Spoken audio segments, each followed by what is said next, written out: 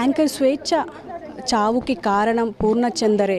అతనితో రిలేషన్లోకి వెళ్ళిన తర్వాతనే ఆమె చాలా బాధలు అనుభవించింది, ఈ తర్వాతనే ఇలాంటి డిసిషన్ తీసుకున్నది అని చెప్పేసి అంటున్నారు. సో ఆవిడ రిలేటివ్ మనతో పాటు ఉన్నారు. అక్క మీరు చెప్పండి, అసలు స్వేచ్ఛ గారు ఎలా ఉంటారో మాకు తెలుసు, కానీ పర్సనల్గా మీరు చూసి ఉంటారు కాబట్టి మీకు ఎలా కనిపించే వాళ్ళు అండ్ ఎన్నో భావాలు ఉన్న తెలిసిన వాళ్ళు. చాలా బాగుంటుందిరా. మా బిడ్డలు నాకంటే ఒక 2-3 ఏళ్ళు చిన్న, చాలా బాగుంటుంది. చిన్నప్పటి నుంచి కలిసి బతికినాం, చిన్నప్పటి నుంచి కలిసి తిన్నాం, ఉద్యమాల్లో కలిసి కూర్చున్నాం, మీటింగ్ల దగ్గర ఉన్నాం. చాలా ప్రేమగల్ల పిల్ల. అంత ముట్టుకునే మాసిపోయేలాగా ఉండేది, మురికిని కూడా ముద్దాడేది, అంత ప్రేమగల్లది అది. అసలు ఈ పూర్ణచందర్ ఎలా వచ్చిన తర్వాత ఎందుకు ఇంత బాధ అనుభవించాల్సి వచ్చింది, ఇప్పుడు ఎందుకు ఇలా చేసుకోవాల్సి వచ్చింది అంటారు? అసలు పూర్ణచందర్ గురించి నాకు ఈరోజు మార్నింగే తెలుసురా.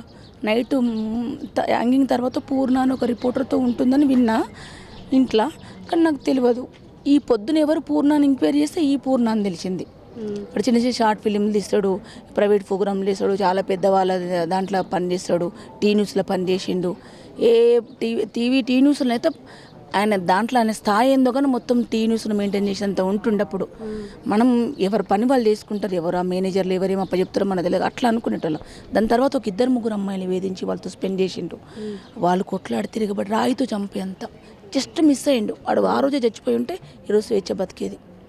స్వేచ్ఛని ఎందుకు చంపినారని మనం అనుకోవడానికి కారణం ఏంటంటే, స్ట్రాంగ్ అమ్మాయి, మీడియాలో ఉంది, రేపు అపోజ్ చేస్తుంది, అవసరం వస్తే కలబడి నిలబడుతుంది, రేపు ఈ నిజాలన్నీ బయట చెప్తుంది, ఇవన్నీ చెప్తుంది. కాబట్టి తను అడ్డు తొలగించుకోవాలి అని డిసైడ్ అయ్యిండు వాడు. అంటే ఇప్పుడు ఈ పూర్ణచందర్ అనే అతనికి బ్యాక్గ్రౌండ్ అంటే పొలిటికల్ బ్యాక్గ్రౌండ్ ఉంది, అందుకే ఇంత స్ట్రాంగ్ ఉన్నాడు. ఇప్పుడు అజ్ఞాతంలోకి వెళ్ళాడు, వచ్చిన తర్వాత కూడా బయటకు వచ్చేస్తాడు అని చెప్పేసి చాలామంది అంటున్నారు. మీరు కూడా అంతే అనుకుంటున్నారు? అరే వాడు చేసే పర్సనల్ పనులకు పొలిటికల్ బ్యాక్గ్రౌండ్ అయితే పనికిరాదు. పొలిటికల్ చేసుకుంటూ ఉండొచ్చు. వాడు చేసే చిల్లర చేతలకు వాడు చేసే వాటికి ఉండకపోదు.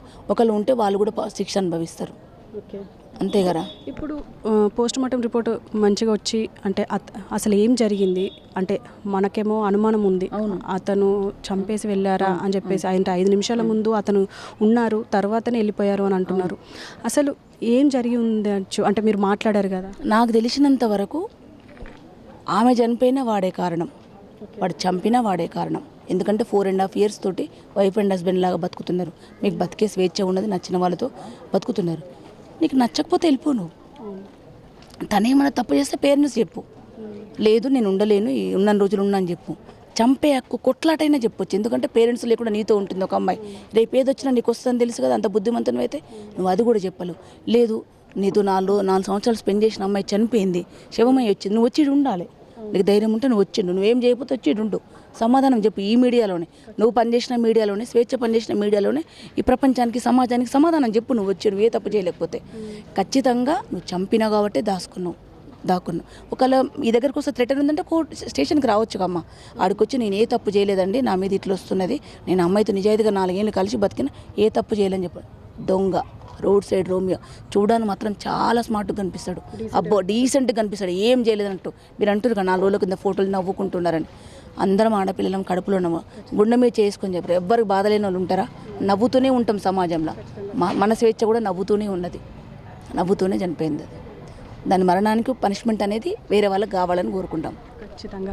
అక్క మీరు చెప్పండి, ఇప్పుడు అంటే స్వేచ్ఛ అంటేనే అందరికీ తెలిసిన వ్యక్తి, అంటే యాంకర్గా చాలా స్ట్రాంగ్ పర్సన్ అని చెప్పి మాకు తెలుసు. మీరేమనుకుంటున్నారు, అసలు ఈ పూర్ణచందర్ ఎలా ఎంటర్ అయ్యారని అనుకుంటున్నారు? అంటే తను ఇప్పుడు యాంకరింగ్ చేస్తున్న క్రమంలో వాడు కూడా ఒక యాంకర్ కాబట్టి పరిచయం అయి ఉంటాడు అనేది నా అభిప్రాయం. పరిచయం అయ్యి ఏ మాయమాటలు చెప్పి అమ్మాయిని మభ్య పెట్టిండో.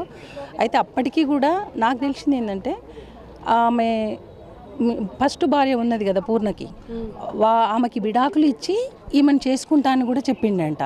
అయితే ఆ ఘర్షణ కూడా జరుగుతున్నది వీళ్ళ మధ్యలో. తను చేస్తా అన్నది కదా, చేయాలి కదా, లేకపోతే ఫస్టే చెప్పాలి వాడు, మనం రిలేషన్షిప్లోనే ఉంటాము, నాకు పెళ్ళం ఉంది, పిల్లలు ఉన్నారు, ఇలాంటివి చేయొద్దు అనే చెప్పాలి. వాడు అట్లా చెప్పలేదు కాబట్టి ఆ అమ్మాయిని ఏదో మభ్య పెట్టి అట్లా ఇబ్బంది పెట్టిండు. అసలు ఇప్పుడు ఒకవేళ చంపినా లేకపోతే పూర్ణచందర్కి అసలు ఎలాంటి శిక్ష పడాలంటారు? ఒకవేళ అతని హస్తమే ఉంటే అతని అస్తమే కనుక ఉంటే ఖచ్చితంగా ఉరిశిక్ష పడాలి. ఇంకో అమ్మాయికి కూడా అలాంటిది కాకుండా అతని అస్తం ఉంటే పక్క ఉరిశిక్ష పడాలి ఎవరికైనా. ఓకే అమ్మ, thank you very much. So చూశారు కదా, మొత్తానికి ఈ యాంకర్ స్వేచ్ఛ గారి మరణం వెనుక ఖచ్చితంగా ఈ రిలేషన్లో ఉన్న పూర్ణచందరే, ఈ పూర్ణచందర్ వల్లనే ఇలా ఆవిడ చేసుకోవాల్సి వచ్చింది. ఇప్పుడు ఆవిడ మా మధ్యలో లేకపోవడానికి కారణం కూడా పూర్ణచందరే, అతన్ని ఖచ్చితంగా శిక్షించాలి అని చెప్పేసి అని అంటున్నారు. సో చూద్దాం మరి అసలు ఈ పూర్ణచందర్ ఎక్కడికి వెళ్ళారు, వస్తారా రాదా, ఒకవేళ వచ్చిన తర్వాత అతనికి ఎలాంటి అంటే అతను ఎలా విచారిస్తారు పోలీసులు అనేది ముందు చూడాల్సిందే.